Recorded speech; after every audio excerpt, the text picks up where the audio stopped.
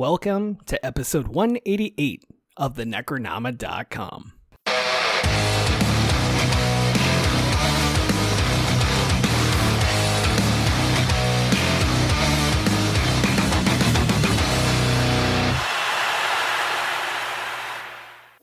I am James Sabata, horror author, screenwriter, co-host of the podcast you're listening to right now, and this movie taught me to name all of my screenplays after successful short stories, so that people will think that it has something to do with those, even though it doesn't. And then I will sell billions of movie tickets. And I'm Don Guillory, author, historian, educator, co-host of the podcast, and I have a black cat, and the cat that presents itself in this film pretty much did the same thing that my cat does, which is just appear out of nowhere and then disappear. I can't have black cats. I have a hard enough time looking for my cats as it is. I just would go insane not being able to find my cat. Look, there's nothing like staring into the void and it meows back at you. Whoa. I'll get that on a shirt now. That's great. Joining us today, Laura Keating is here. Laura, welcome to the show. Welcome. Thank you very much. Thank you for having me. I'm very happy to be here. So, two things. First off, Laurel Hightower tells me that your new book is an absolute must-read. It's utterly fantastic, and anyone who doesn't read it is terrible. She might not have said those exact words, but that was her sentiment. And then, secondly, we just had the Tenebrous crew on the show, Alex and Matt. They did Men, and they also had wonderful things to say about your book. So I just wanted you to know that everybody is hyping this book to me everywhere I go now, so it's pretty sweet. And so if you could tell our listeners a bit about yourself and about the book, we'd love to hear it. Yeah. So as you mentioned, Laura Keating. I am originally from East Coast Canada.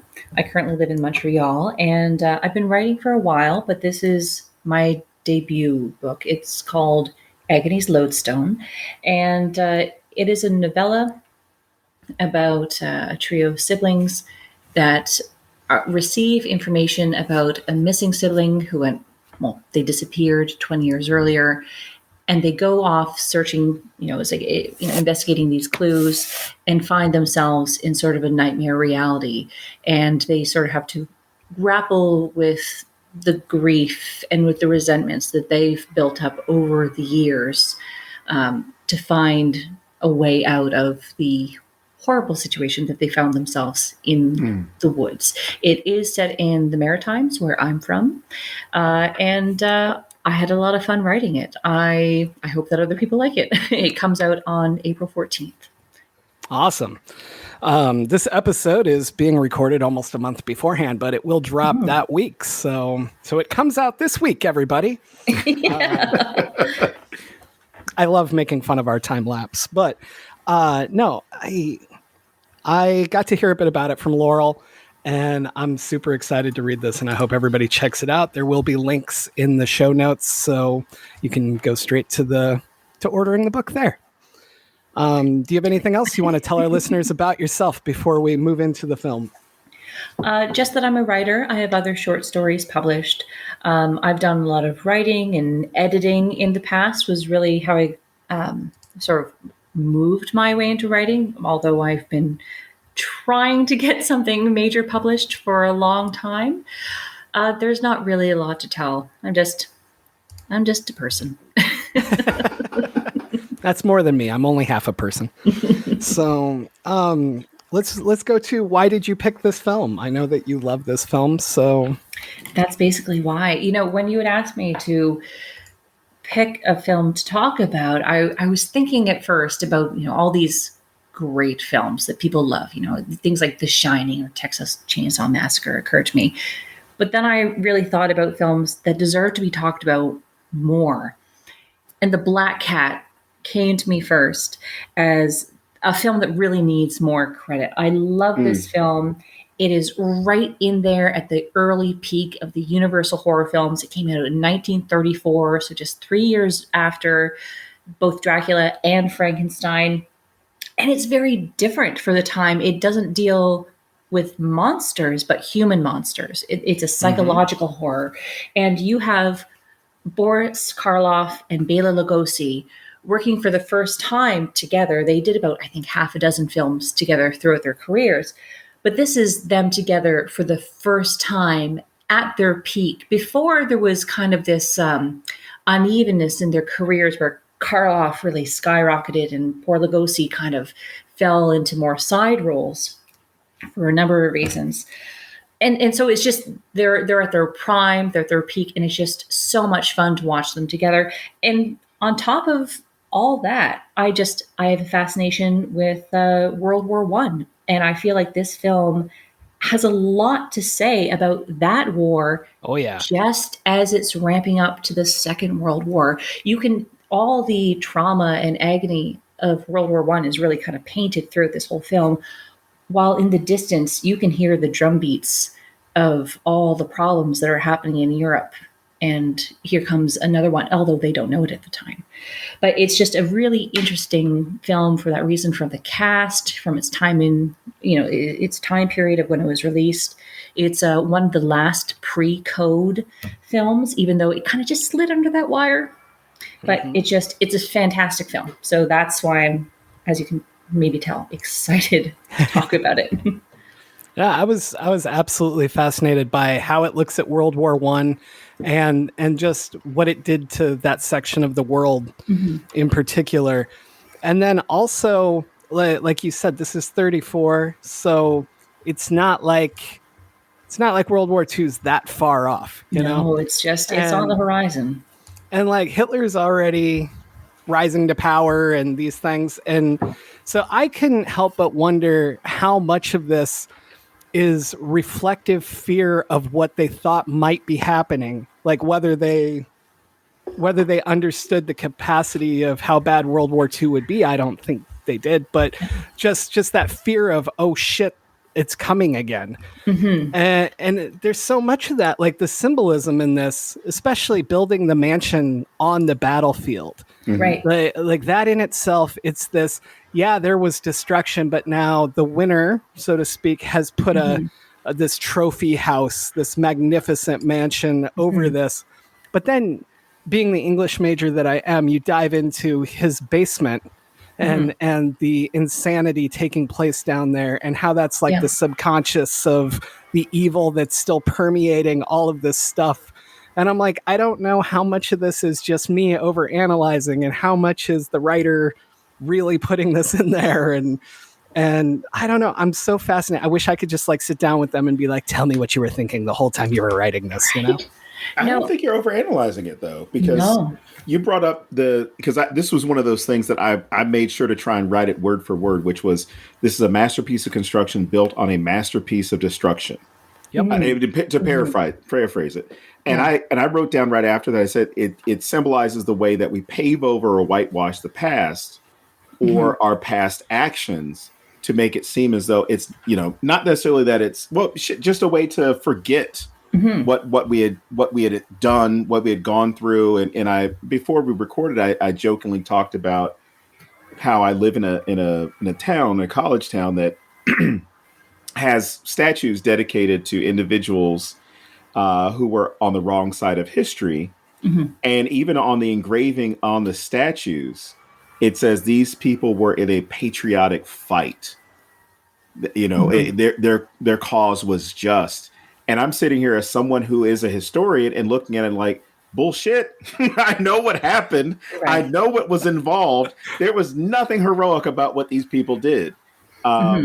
Especially if, this is a town that supported General Nathan Bedford Forrest, who went on to found the KKK after the Civil War. And this town was actually burned down because there was so much support for him during the war. And he did atrocious stuff.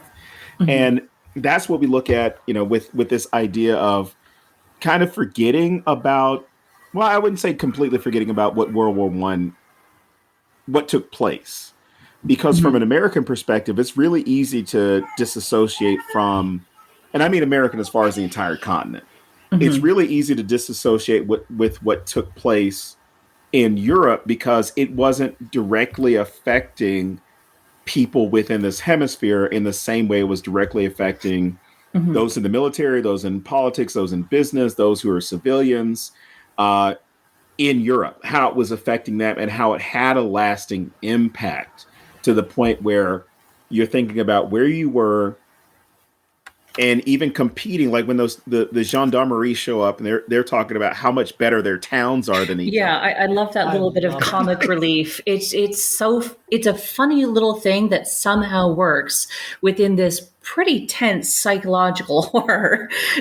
But yeah, no, it's like, but continue. Yeah, no, they're Oh, funny. and just the way that even if we're talking about paving over history or whitewashing it, right? Hmm. Having taught in the secondary and post secondary world. So when I was teaching high school, the stuff that we talked about World War I Hmm. was razor thin Right. because it was a war that really didn't affect the United States. We showed up late and tried to make this argument of like, hey, we won the war. I'm like, there were millions of people who were dying before you showed up Hmm. at the tail end of the war.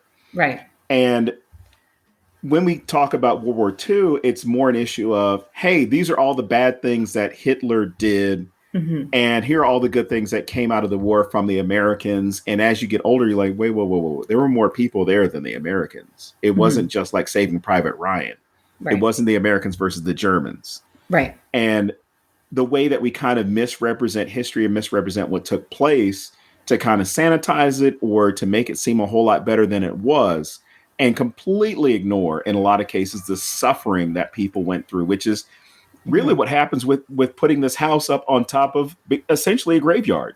Yeah, no, and I always find the house itself and the construction of it, where Karloff's Polzig is an architect, so he has designed this house specifically. And I've watched this film a couple times. It's such a fascinating house when you look at it, because it Hmm. is not really what you usually associate with a horror movie house. Hmm. You usually have, especially in the early 30s, something much more gothic and dark and Right. shadows and old. This is as modern as it gets. This is pure Bauhaus. This is clean, almost as we would understand it, comic book lines, but before even the golden age of comic books has even taken off. It's just a really interesting juxtaposition. One of my favorite scenes is with the bus crash that kind of leads our heroes to this house, so that all of them have to go, not just Lugosi. Right. They're walking up the hill to get to Polsig's house, and they're here instead. You almost expect like a castle on the hill, because isn't that the iconic thing, Hmm. a castle on a hill or the rotting mansion on the hill? But no, it is this clean, huge mansion. It's very square, and right at the foot of this muddy driveway there's hundreds of crosses. So just the the reaffirmation of, it's literally the modern and the new has bulldozed over a literal graveyard. There are crosses at the foot of this driveway, and I find that such an interesting and striking thing. uh, you know, just it's Dracula's castle, but repositioned to be purely modern. I think this film knew Hmm. exactly what it was doing, with its And entire, the talk of the battlefield. there's something about that in itself that Hmm. adds to the horror of this movie, because Oh, it is an immediate juxtaposition of what we're expecting. hmm. And I don't know, when I think, oh, an 89-year-old movie, I Hmm. did not expect to come into this seeing so much social commentary that's relevant today. And Yeah. I did not expect to see things like this, like this mansion, like we're talking about, like that juxtaposition of exactly what we're expecting, what you've just been talking about, just blew me away. I was instantly like, oh, holy crap, this is amazing. And then you add in the truth of what's happening here. And those Hmm. crosses also take on that other meaning of how he's separated from those symbols and, Hmm. doing his thing, Yeah, which we'll get it's to. yeah, it's Yeah, subverting tropes before these tropes were even very deeply embedded. yeah, It's like it was totally. it's it was saying, hey, already the Victorian Gothic that we're used to, we're already getting out. But I was like, I just think that it was wonderful for for that very reason. And the conversation that the bus driver has before, he dies in the crash, about how it's the greatest graveyard in the world. And Right. and I honestly, I love the casting of both Lugosi and Karloff for this very reason, because of course, well, Boris Karloff has a more sympathetic monster. He's Frankenstein. But still there's Victor Frankenstein's castle up on the hill. But I think especially Bela Lugosi, where he was famous for Dracula. And, it's like when you see, it's like the carriage, Renfield going up in the carriage up the Vogel Pass to, Dracula's castle.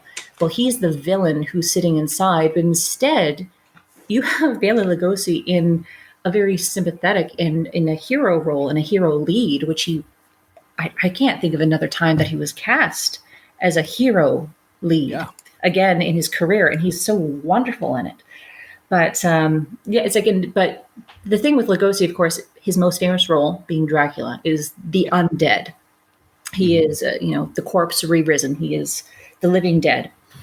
The fascinating thing with Lugosi in this is that I feel that both he and to another degree, Karloff still fill a role of the unquiet dead. They are returned to this place. One has been kind of crouched upon it, almost like a graveyard ghoul. And here is Lugosi returning from the dead. There's a line when he's on the train and he's speaking to the young couple. Oh gosh, I forget. I didn't write down the name of the woman who plays the wife, Joan Allison. But the husband is played by David Manners, who of course actually played Jonathan Harker in the 1931 Dracula. Oh my God, I totally missed that. That's fantastic.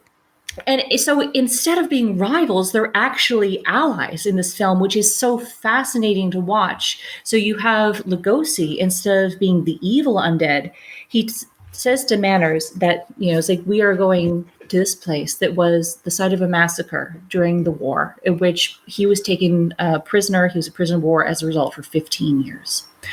And he said, many men have gone into this place and they never returned. And he pauses and goes, but I have returned. And there's a wonderful double entendre there, which is that he survived, he left, and he's coming back. But there's also the implication that he is one of the dead and that he is returned from the dead. And that he is this avenging force for the wrong that was committed there. And I'm like, that's wonderful. You have him literally playing the undead, quote unquote, but in an entirely different capacity. And I was like, whoever the casting director here, having Bela Lugosi tell this to David Manners, and then he's going to go and confront Boris Karloff at this site. I'm just like, just needs an applause and an Oscar. And it's wonderful. Oh, no, that's so cool. I did not catch that. Watching it, I was like, he looks familiar, but I'm also like, this is an 89-year-old movie. So he looks like some guy I saw in something. Like, I'm not thinking I've actually seen him before. Right. And so finding out that connection, that's like blowing my mind right now. This is so great on so many levels. No, it's wonderful. And, it's like in fairness, David Manners as Jonathan Harker in Dracula doesn't get a lot of close-ups, right? It's older, only 3 years older, but things changed very rapidly back in the 30s in terms of filming. And he doesn't have as many close-ups. And so I started watching it and I had like that Leonardo DiCaprio like pointing at the TV screen moment meme. I was like, oh my God, it's him. And I looked it up. I'm like, it is him. And it's like, and that was wonderful. And it's like, good casting. That's excellent casting. That's so cool. Yeah. But yeah, no, I just, and again, like, sorry to just keep rolling this ball. No. In terms of. That's what we're here for. Thank you. Well, I will continue with this ball then. But, it's like this whole idea too of the returned dead is such a World War I theme, or a post-World War I theme. It's like you had people coming back from the battlefield who were just shells of people. They did seem to almost be not quite human anymore, psychologically, sometimes physically, and they had that prejudice laid against them. And you can see this kind of return of the dead theme is a recurrent theme in a lot of post-World War I horror films. And it even starts during World War I with the 1918 film J'accuse. And I don't know, have either of you seen J'accuse or watched parts of it? I have Jacques not. is this incredible French film that is literally about World War One that was filmed during World War One, and there are scenes, battle scenes, that are actual real footage of the battle scenes. They just brought a recorder and they spun the little crank, and that's part of the film. Oh my And gosh. there is a great scene at the end, which is the March of the Dead, where the people at home have all forgotten about how serious it is and people who are dying or being maimed. And one of the dead rises up and he calls to this battlefield, and there's all these bodies across the battlefield to rise up and to march back home to remind everyone and say, J'accuse, like I accuse you of forgetting. And so this risen dead thing, the fear of the dead returning home, is a very World War One trope. And we see this constantly in all films that come afterwards. We have Dracula, is the undead.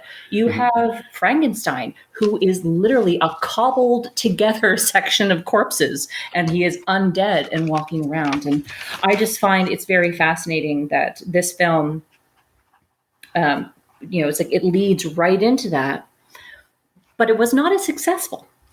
And I think it's because it was too on the nose. Honestly, the psychological horror. People wanted to process this through monsters and not through the actual psychology of saying, "Oh, there's trauma or there's torment or things like that were too difficult to process on face." The film was actually a hit in terms of money, right? Like box office release, it made quite a bit of return, but it was critically panned, and I think people just weren't kind of ready for it, to be honest. Well, people weren't even ready to have those discussions about PTSD. So, Right. one example, which I'm sorry if you're a military person out there who's listening, Patton was a horrible person, good military general, but he was a horrible person. You know how many times my dad made me watch that movie? Well, I mean, it's Telly Savalas, so I mean, you gotta enjoy that. But yeah, in World War One, they referred to it as shell shock. Just the whole idea of like you were around too many explosions, and now you're a little skittish, a little concerned. Whereas I guess Patton in his early days, there was a soldier that he had confronted in a medical ward or an infirmary who was having a psychotic break. I mean, what we would term a psychotic break because of what he saw in the war. Right. And Patton slapped the man and basically said that he was a coward and that he lacked manhood, all those different things, because they weren't really willing to recognize the trauma that people experience and live with. And it's still something that even to this day, people are not willing to talk about. And I think that kind of talking about the way that trauma itself manifests, the way in which war affects people, communities, organizations. I think it was a good time to have that discussion in 34 with this film, especially being on the cusp of another war. Depending on where you are in the world, World War II begins at a different period. It doesn't begin in 1939 or in the case of the United States, it doesn't begin in 1941. For some people, it begins in 1929. It begins in 1933 with the Nuremberg laws. And by looking at this film, or at least looking at what's being represented in this film, I think there are some people who would have gotten it, but then there are still people who don't want to approach that and think, do we really need to talk about this stuff? World War One was so long ago. And you know what? It was so destructive. Nobody would do that again. Yeah. And both so long ago, and also, it's like dad doesn't talk about it, so why would I talk about it? Right. It's sort of, it's like it's both long ago and immediate. It's like it's lingering. But yeah, no, exactly. Yeah, I think people had trouble with this film when it came out for that reason. Well, I wouldn't even say definitely with this one, but you see that even to this day, and I think it's just a very human thing of, I don't want to have a real discussion about what the problem is. I want that movie that's going to make me feel patriotic, make me feel good about this, where You had several movies that came out that talked about the post 9/11, post war on terrorism world. There was one with Miles Teller, which I forget the name of it, but it has to deal with the whole idea of coming back from war. And he had survived like an IED along with these other guys. They had survived being attacked, and he's in line at the VA to try and get some help, or he's at medical bay or somewhere while he's still in getting out. And a colonel comes up to him, or a major comes up to him, and is like, "Oh, Johnson, you're a fine soldier. And you know what? I'll be honest, man. I don't think the men should, the lower enlisted men should see a guy like you in line trying to get medical care." And it was the whole thing that the military does, the military structure does, which is, I'm going to deny you the ability to get help because it looks bad. To save face.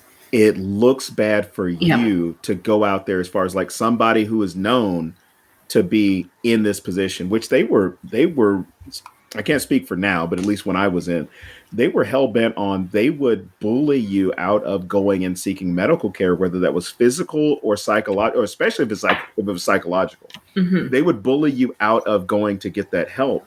Right. But if you have a movie like a movie which I refuse to watch, so if anybody ever requests it to be on this show, I'm telling you right now, I will not record it. James, you can be my guest. You can record it. But I will never watch, nor will I record an episode on American Sniper, because when that movie came out, that movie, that movie, it reinvigorated people's hatred of Arabs and Muslims to the point where there were hate attacks associated with people who watched the film, because they felt like this is warranted by the actions that the character portrays, where it was really just a rehashing of, excuse the term, but it was a rehashing of cowboys and Indians movies, where the Indians are the bad guys, we're going to hunt them down. The Arabs are the bad guys, the Muslims are the bad guys, we're going to hunt them down. And you can never see the humanity in them. And I think that's one of the strengths of this film, is that you see the humanity even in the detestable characters. You see the humanity that's there, and that sometimes for some people it's harder to process of, oh, here are these Satanists, these cultists, these weirdos, these people that I would classify as weirdos. I don't want to see their humanity. I don't want to see them as human beings, but you're presenting them to me as human beings, which then makes me think, holy shit, I'm susceptible to that same stuff, to where I could possibly be swept up in this, which in all honesty, by showing the cultists, that's not too far from jingoism or nationalism, where it's, I get so swept up in my national identity, I do not see somebody from another background, another town, another country as having equal amounts of humanity as I have. Yeah, the satanic cult in this film, I remember the first time I saw it, I didn't actually know anything about it. I found this DVD in a $10 bin, and I was like, okay, let's check this out. I love Lugosi and Karloff. And there's this satanic element at the end, and you're like, whoa, where did that come from? But yeah, it's an interesting, I think, element to add. It's like, or else just not to add, just to see that we don't actually realize, I guess like, it's like we don't talk about occultism very much of like the early 20th century. And, but yeah, so sorry, I'm going off on a bit of a tangent. I'm getting ahead of myself here, but it's like what you just mentioned, the Satanism of the film. And I'm like, it's interesting that it's in there in this otherwise sort of just story of psychological post-war torment. I thought it was really interesting how that also just kind of represents Nazis. Like there was such an obsession with occult symbols, Christianity symbols, and like collecting them. I mean, we got the Indiana Jones movies because of this obsession, it's almost their way of being able to talk about the fascism that was on the air in the mid-30s, particularly in Europe, without being able to name it. It's like, so they went for the bigger evil that they could understand, which was Satanism. And so that was the fill-in for that, as you were saying, occult that the Nazi party was weirdly obsessed with. Very obsessed with. Well, and what's interesting about this to me is this plays into the title of the film, The Black Cat, right? This cat has almost nothing to do with anything plot-wise. But if you break it down on a symbolism level, so to back up, black cats are obviously associated with bad luck or threats kind of thing, but some countries view them as good omens instead. And so I looked it up to see how Hungarians would have felt about it in the 1930s. And there was part of me that's like, is this an Americanized bastardization? Like, are we going to find out this is one of the countries that loved them? No. Hungarians were apparently more scared of black cats than almost anybody, to the point that there are like tales of them going out of their way down roads to take different roads because a black cat is standing in the road. And see, and that's interesting. Yeah, like, you know, Bela Lugosi being Hungarian, and he speaks Hungarian in the film. It's set in Hungary. And no, I didn't realize that when he sees the cat. Right, yeah. Meanwhile, Karloff's character is literally shitting on the beliefs of everyone around him. He's got this black cat that he knows they're terrified of. And I was like... several. There seem to be several. Yeah, right? But I was seem like... to hop into a scene. I was like, I don't know if this was purposeful. Again, I can't sit down with the screenwriter and ask these questions, but I'm like, this takes it to another level for me of this my imposing my beliefs and basically negating yours. I've built my modern day castle here, and I've filled it with 200 black cats. And, and that seems to be honestly exactly it, right? You know, it's like, because you know, I didn't realize this, you know, it's like for superstitions in Hungary, but yeah, it's like, why would you place your house there and know that maybe the locals are nervous of black cats and then have so many cats? It's a weird middle finger, you know, it's like just to the location you're on. Of course, I think there's supposed to be an association with evil and witchcraft, and, you know, that has to do with the Satanism, right? Like, he's like, oh, he's a Satanist, so of course he has tons of black cats running around.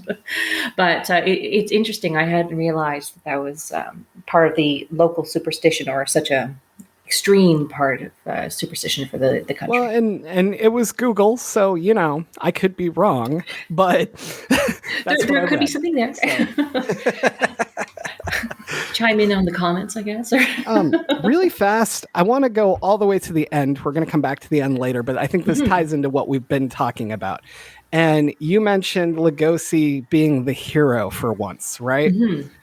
And what I find fascinating about this is I think this is such commentary on war and on anything like war, because he's the hero the whole time until he gets the upper hand. And once he has the upper hand, he becomes just as sadistic, just as terrible. He becomes the thing he's been trying to fight.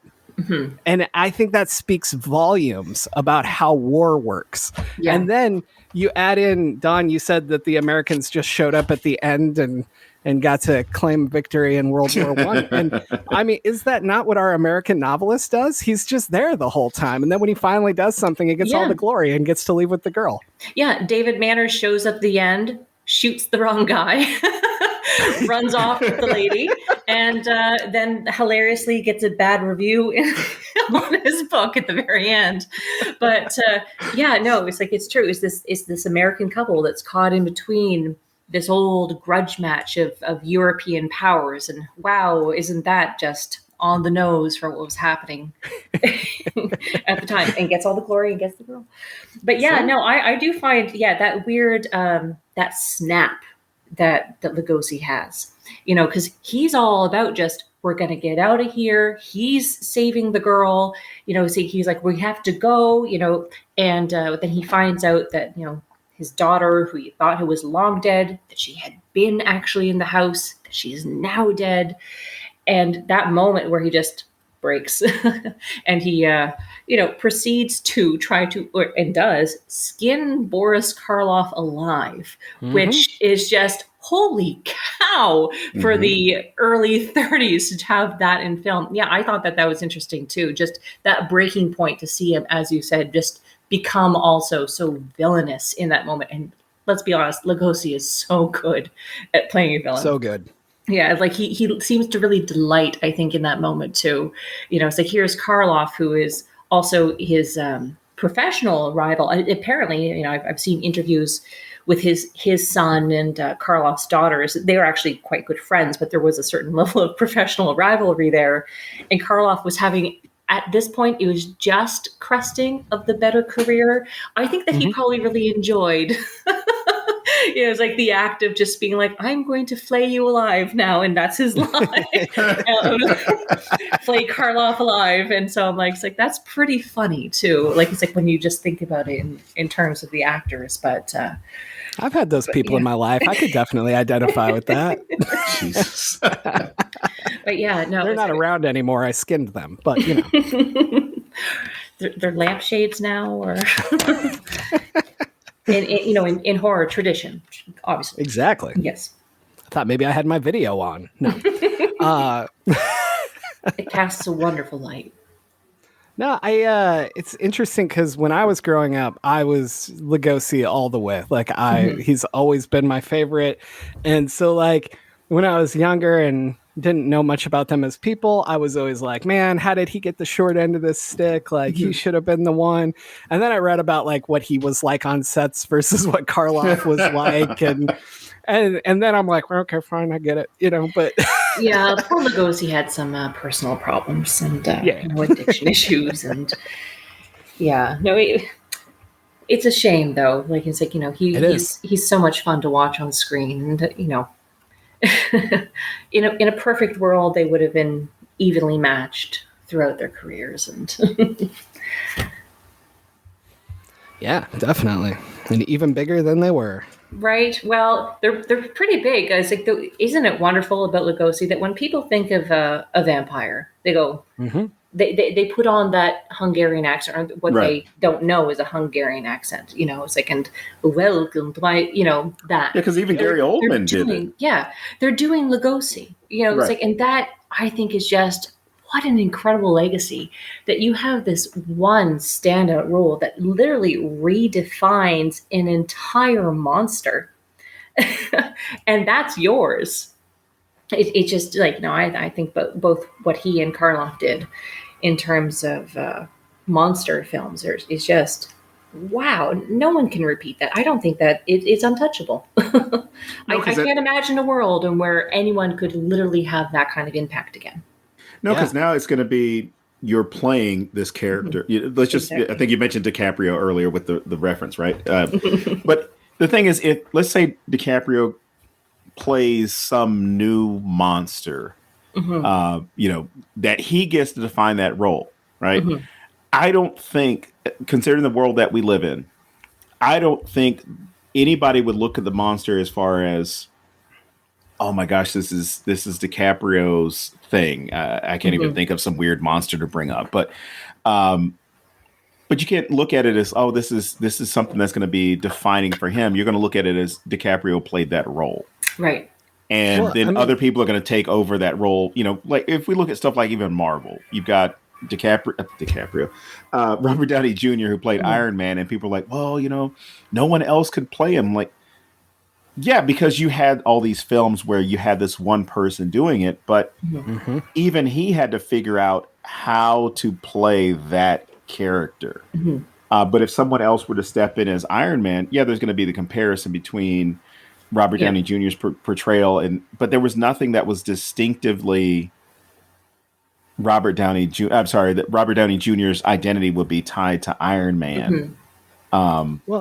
Maybe Chaplin, maybe Charlie Chaplin, but the only one I can see within maybe the modern era coming close to defining a role would perhaps be like Anthony Hopkins as Dr. Lecter. You're right. Yeah, it's like the moment that Jodie Foster walks down that hallway and he's there waiting at the glass and says good morning. It's like that's just at that moment. That's Dr. Lecter. There's been wonderful other Dr. Lecters, Brian Cox and oh gosh, Mads Mikkelsen. You know, it's like have done fantastic Lecters, but for I think the majority of people, that's Anthony Hopkins. But even still, people aren't dressing up as Dr. Lecter. They're not riffing on Dr. Lecter, although there are tons of parodies and TV shows or cartoons that have riffed on. You know, it's like Good Evening, Clarice, or whatever. But just in terms of, it's like the reach of Lugosi's Dracula is just, it's impossible. Like when people think vampire now, they go, blah, right? Like they're, they're still doing it. They have the cape. They have the weird, not bow tie. What is it? The little jewel and like kind of tucked tie that he had. The widow's peak hairstyle. The widow's peak. And like, it's like, and that smile and the piercing gaze, it's untouchable. You know, it's like, I don't think there's going to be anything. I'm thinking of Hotel Transylvania when you said that. Exactly. Hotel Transylvania. That's Lugosi. It's just now also Adam Sandler, but Adam Sandler doing Lugosi. You know, I was trying to think of any character that would be on that level. And the two that I would compare somewhat to Dracula and Frankenstein are Batman and the Joker. And as soon as I do, every single iteration is different. Right. You know, like you have Cesar Romero and you have Heath Ledger and you have Mark Hamill's version and you have all these Jokers. And then you have, like Adam West versus all these other Batmans. I'm not going to get into which ones really suck. Val Kilmer, I'm looking at you. And George Clooney. You don't like Bat Butt or Bat Nipples? The funny thing about those is really, I always thought Michael Keaton did both very well. He did Bruce and he did Batman well. And then you have Clooney, who was a semi-believable Bruce, but his Batman sucked. And Kilmer's Batman was decent, but his Bruce sucks, and I think you have to be able to do both. But my point is, none of these people do the same thing. Ben Affleck isn't doing what somebody else did, right? And any Joker that comes along, Jared Leto, nobody's doing what everyone else has done. And that's the epitome of a character I can think of that would be on the same level as Dracula and Frankenstein, and it's still not being done. Yeah. Right. Yeah. No, it's like you can have all the Halloween costumes in the world and all the different iterations in the world. But when you think of the source, like it's like everyone's going to have their favorite Batman, to use your example. Adam West. Yeah, there you go. It's like everyone's going to have their favorite Batman, their favorite Joker. But if you said, who is the one, and that's where it's going to be diffuse. But yeah, Lugosi's Dracula is sort of like the standard. He's the blueprint. He's the blueprint. He's the standard to try to prove against. And that is a hell of a thing after 90 years. It's coming on 90 years. It came out in 1931. It's coming on 100 years. Mm-hmm. It's amazing. It's untouchable at this point. And we reviewed it on this show a couple of years ago, and it totally held up watching it for me. Like, I loved it. Frankenstein, not as much, but Dracula was still just... It was the same for me as when I was a little kid watching it the first time. It was just glorious. Yeah, I have to say, of the early Universal films, I definitely go for Dracula. Spanish Dracula. Have you watched the Spanish Dracula? No, I haven't. I don't think so. Wow. No. The Spanish version of Dracula was filmed at the same time using the same sets on the Universal lot. Basically, the English production was on those sets during the day, and then at night they would clear out, and the Spanish production would come in. They were filmed at the same time. But the thing was, they were also watching the dailies for what they had done during the day for the English version, and they were saying, how can we do it better? It is a better film to watch. It's like in terms of the direction and the movement. The English one is quite static. It's beautiful to look at, but it's much more static. It's much more set like a play. The Spanish Dracula has movement and there's a liveliness to it, and it's wonderful. The one thing that I will say is that Lugosi is the better Dracula. I forget the name of the man who played Dracula in the Spanish version. He's just not as piercing, not as intimidating. Mm-hmm. But sometimes I'm like, oh man, in a perfect world, if you could put Lugosi and just a couple other cast members into the Spanish Dracula version. Wow. But, it's, but the Spanish Dracula, 10 out of 10 recommend. It's so good. The woman who plays Mina Harker, she's so fun and lively and engaging. She actually has some agency. She's just an interesting watch. It's a wonderful, wonderful movie to watch. Huh. And again, it's the exact same set. So you're watching, you're like, this is the same set, but they've just done something different with it. It's fantastic. It is the better really film. Cool. Yeah, it's the better film. Put Lugosi in that film, it would have been a perfect film. All right, we got to work on our editing skills. Now I know how to make good films. I'll film a fake film during the day, Watch and the then dailies. and say how can you do it better. That's great. You just said she had agency, and boy, if that doesn't tie into the Black Cat, I don't know what does. The women are doing a lot of nothing in this film. A lot of nothing. Yeah, I think this might be the first time we see the trope of it's like the girl in the crystal glass. Literally, it's like the things that you see for it wasn't like Dr. Freeze's wife was like in a glass thing, and how many video games has there a princess in a little crystal jewel that you have to kind of like save her from?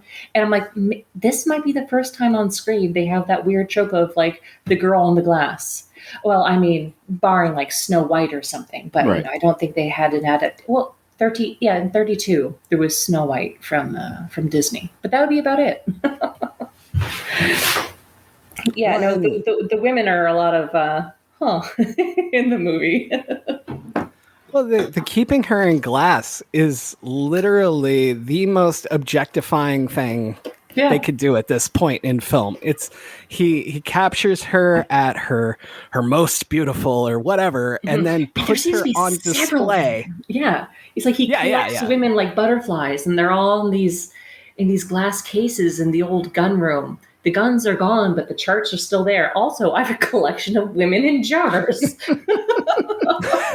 It's very bizarre. Put that on your business card. Right? No, but and then Karloff is somehow his facial expressions for this scene just amp the grossness and the horror and the uncomfortableness. And all he does is look at them. And it feels so grotesque the way he looks at them. It made me super uncomfortable. Mm-hmm. Well, and there's that chess scene. The whole thing actually after the scene where Karloff shows Lugosi his women in the basement is not just Lugosi's dead wife, Karen, which is funny. Her name is Karen, but they say Karen as though it's so. Modern interpretations of the name Karen are a little bit different, but they're pronouncing it as though it's this very romantic thing. So they have Karen in the glass, and Lugosi's obviously upset. Here's his dead wife, and she's been preserved in a jar, and that's very upsetting. And I find that after this moment, it's like they don't really seem quite human anymore, right? It's like both Karloff and Lugosi almost take on this preternatural disposition more than they already had before. Karloff becomes really this ghoul who is crouched literally on this graveyard, and Lugosi has become this avenging angel, which Karloff literally calls him out on, saying it's like, oh, you've come here like an avenging angel. And in the next scene, they play chess, and it's Lugosi playing the white set and Karloff playing the black set.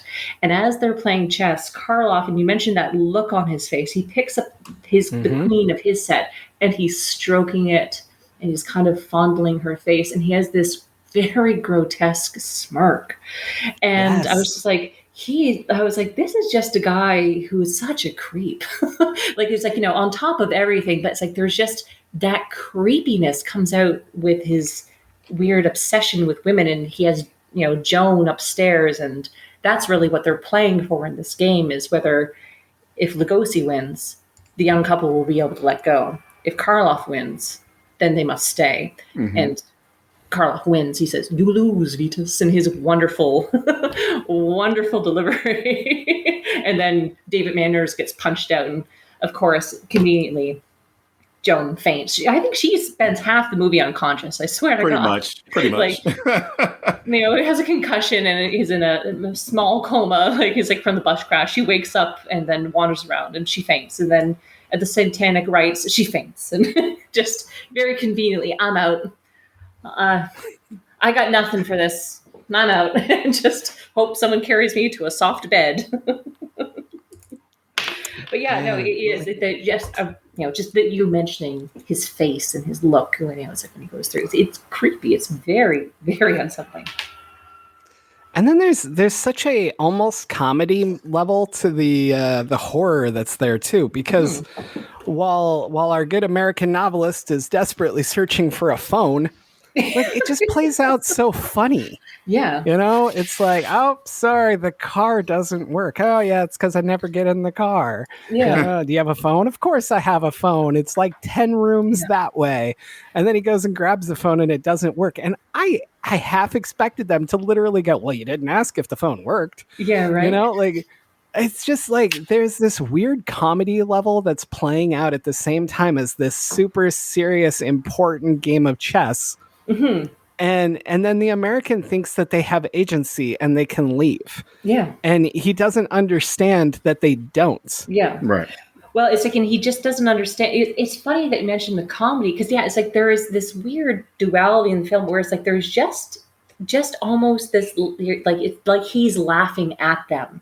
The audience isn't necessarily laughing, but it's there is this laughter to it that is just ghoulish. It's there was a line that that Karloff says to Lugosi where it's do we not both die here? Are we both not the living dead? Which is again just reaffirming the undead story, the death coming back. And at that moment, it's when David Manners is all upset that the phone doesn't even work, and it's kind of funny. And he just turns to Lugosi and he goes, "You hear that? Even the phone is dead." And I thought that was a great line. He's here, everything is dead, even the phone. And I was that's good. He was and I think you're right. You're spot on about it's a certain level of ghoulish comedy that's supposed to come through. Well, and there's no horror for Karloff. This is funny to him. He's having a great time. Yeah, this is all just a game. A literal game. It works really well. Yeah. I do wonder if you said kind of that the public didn't overly love this movie when it came out. I wonder if that's one of the reasons. There are some weird tone shifts in this film, which work really well for me because that's just how I think everything is comedy and everything is horror all the time in my world. So for me, it works, but I don't know if they were as used to that. I'm not a movie scholar from that time. I wonder, it's there doesn't seem to be a lot of, I was looking for what audience reactions were, but all you can really see are the critics, of course. Most people didn't have a blog back then where they said, I hated this film or I loved it. You only get the critics, and the critics panned it. So, but then it was forgotten. It's a half forgotten film. And I sometimes wonder about that too, right?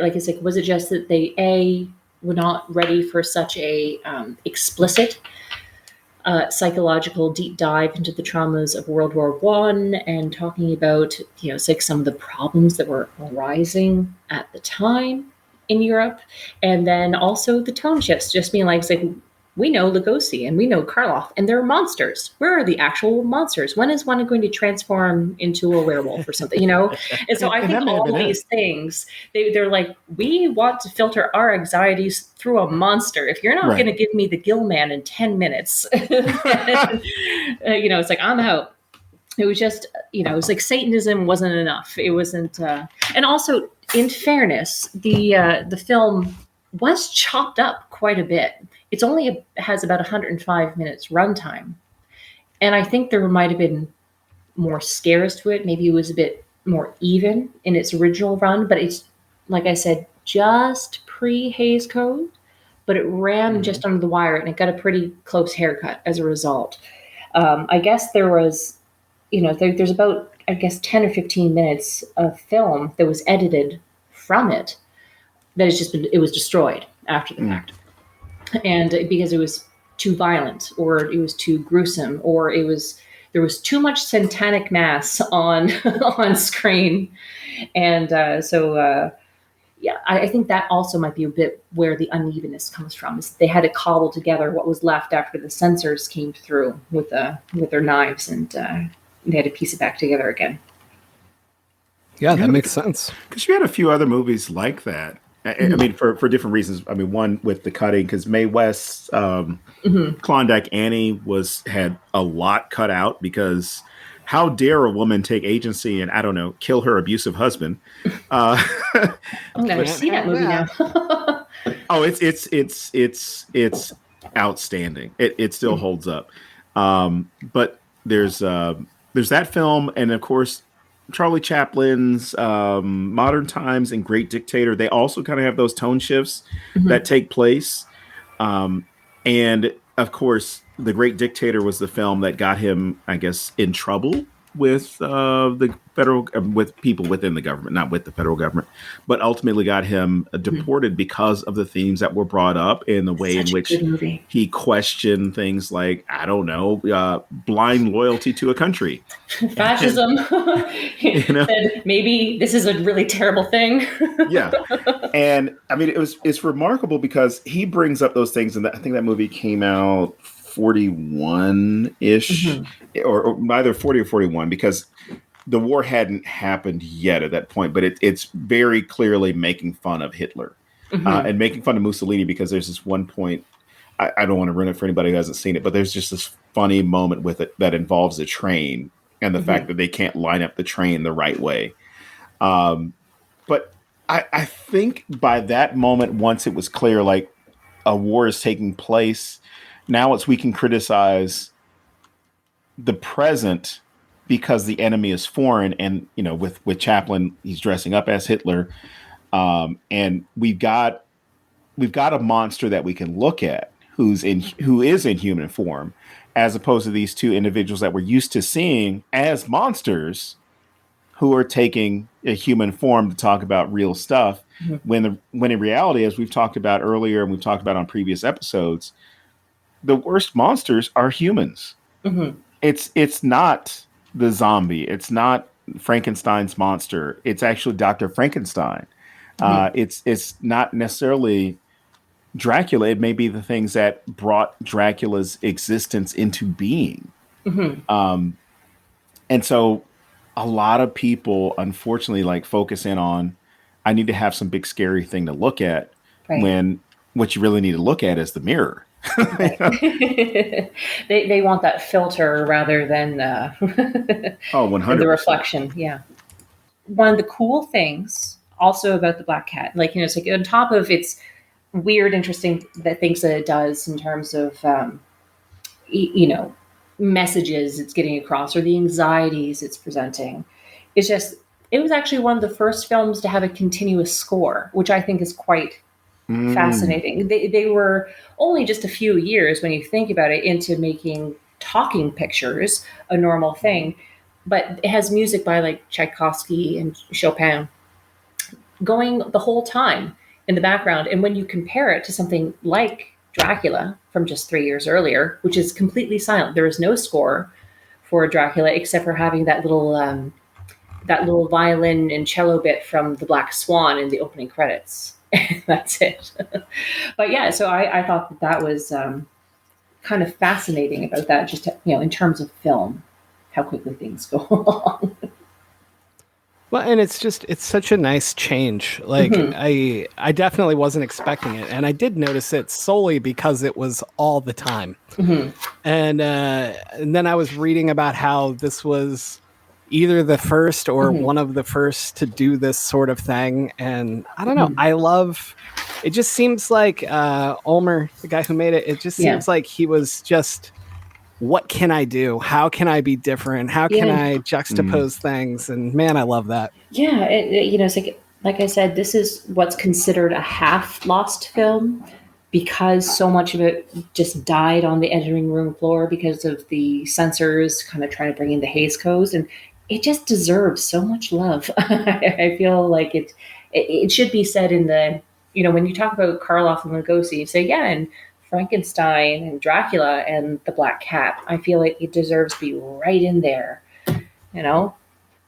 And it's like, for all these reasons, it's like it has a literal dynamite ending. Isn't that wonderful back in the day? Where they just like, I love that this guy has a huge mansion. He's removed all the guns from the basement where it used to be the gunnery room, but he laced the whole place with dynamite.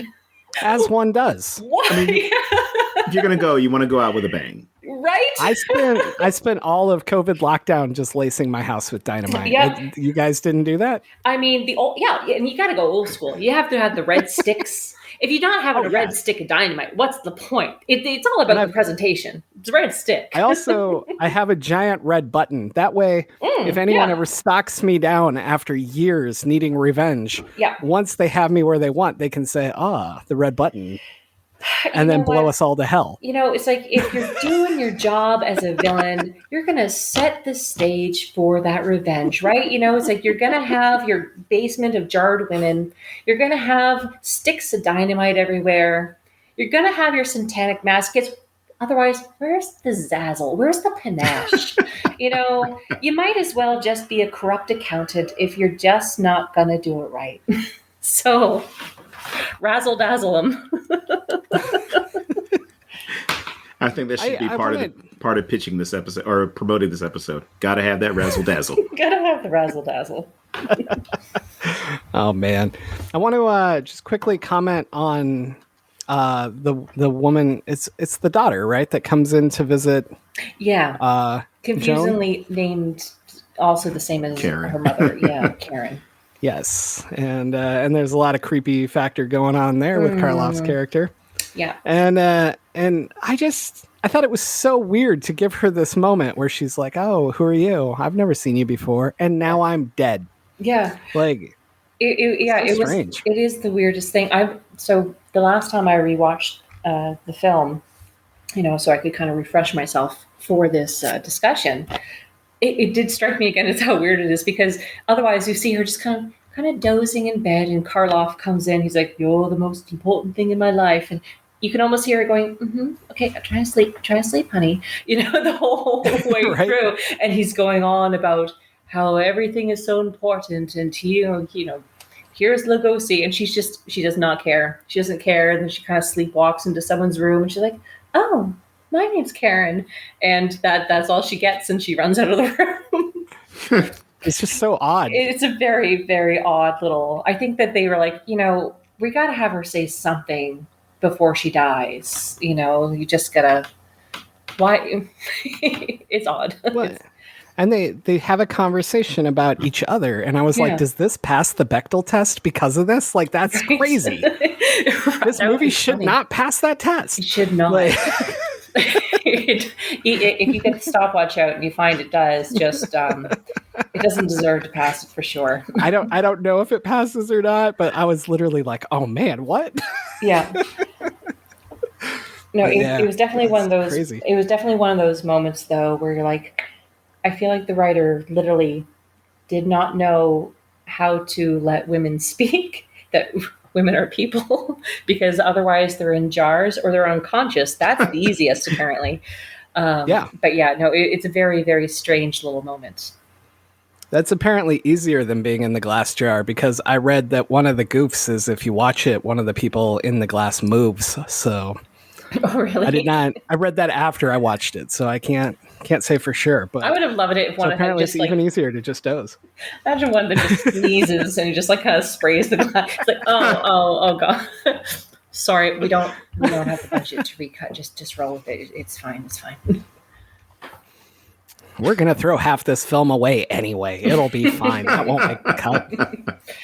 Maybe that was their thing. They're like, if we have enough sneeze takes, maybe they'll let us keep the satanic mass in. So can we get that in? No, okay. We can't keep the black mass in. Which is a shame. You see what we're filming at night. No. Right? No, it's like it's one of those things when you rewatch, you're like, man, there's all these cultists upstairs, and I I assume they all get dynamited because you don't see any of them leaving the house. So, but wouldn't it be great to see like one like flying through the air? Yeah, that's a good point. They don't leave. They're definitely in there. Yeah, that's they great. show up, they put on their robes.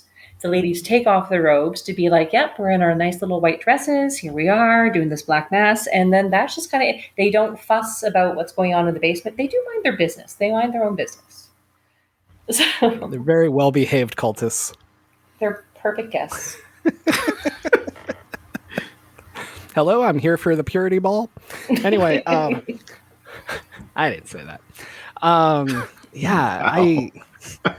There's so just to go back to the blowing things up, like it really did just crack me up that Lugosi's standing over there with all these switches and knows exactly which one it is. No, red. And he knows it's going to blow up the house. And I'm like, how did you decide all of this? Like, well, as he says, he goes like, it's like, it's the red switch, isn't it? And I also love it's a black and white film.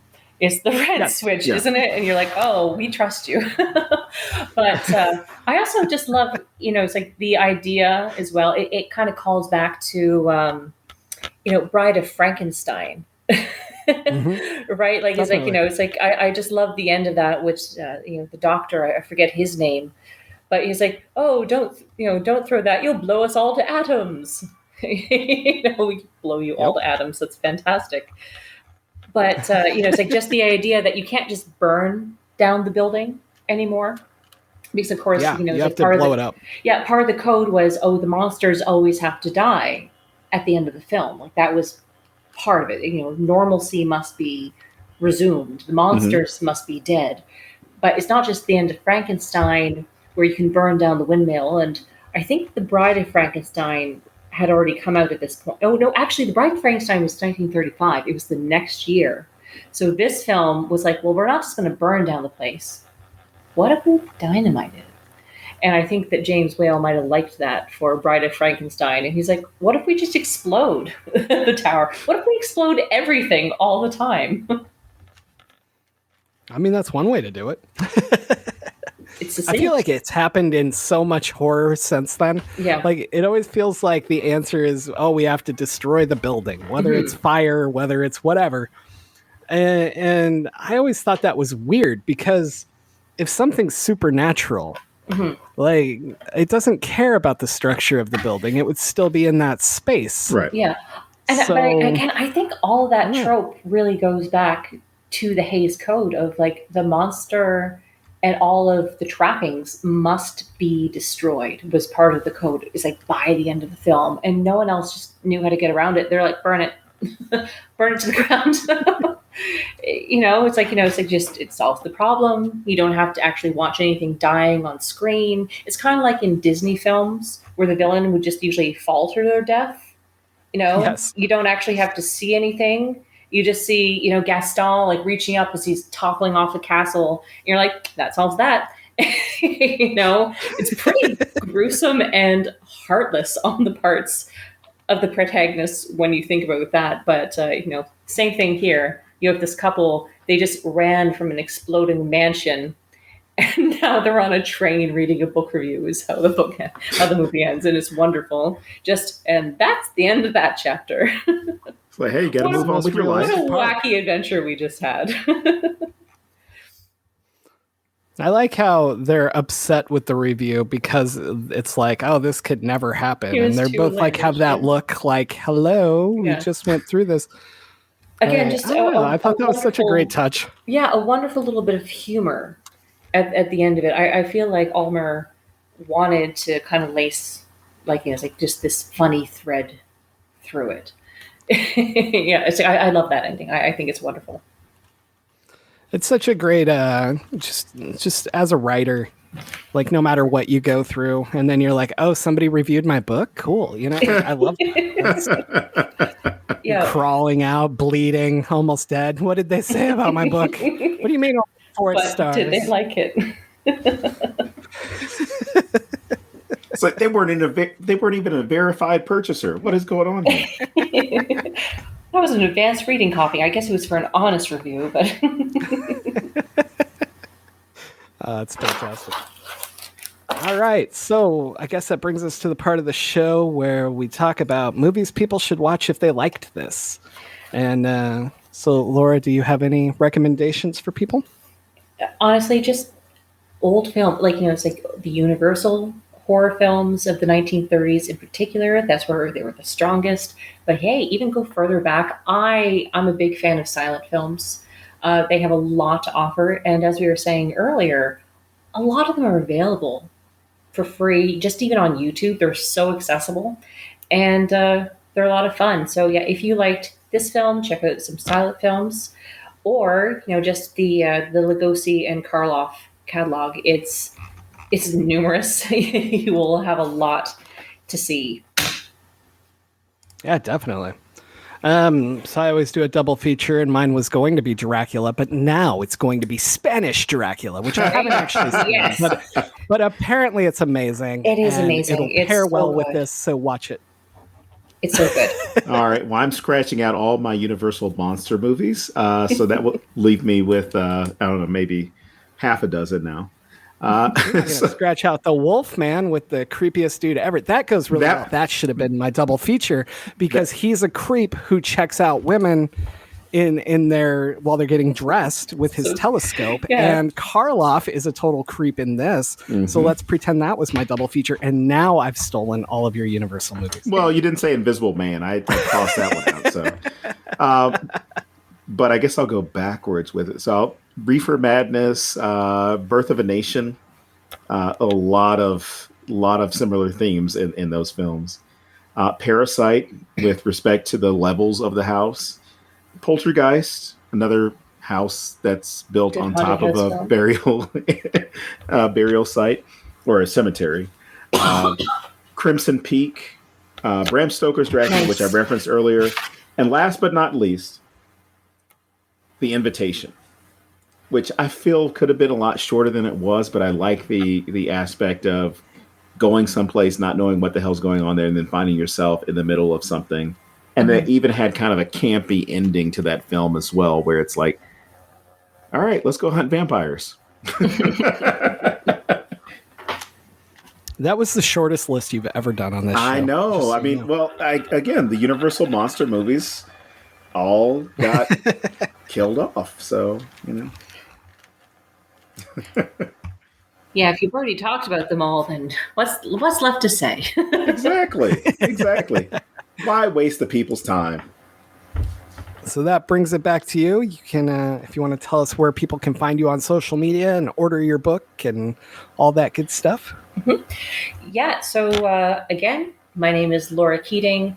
You can find me on Twitter at Lore, L-O-R-E Keating. It's kind of play on words. So find me on Twitter there for a lot of nonsense and daily updates about writing. I'm also on Facebook, but just under my name, Laura Keating. And my new book, Agony's Lodestone, is coming out from Tenebrous Press on April 14th in just a couple weeks. So please check it out. I hope you enjoy it. It has nothing to do with this movie. It's a completely different thing. But if you don't find me too grating a personality, hopefully you'll enjoy the book. Amazing. All right. So I suppose that wraps it up for another week. As always, I'm James Sabata. And I'm Don Guillory. And we will see you back here at thenecronama.com.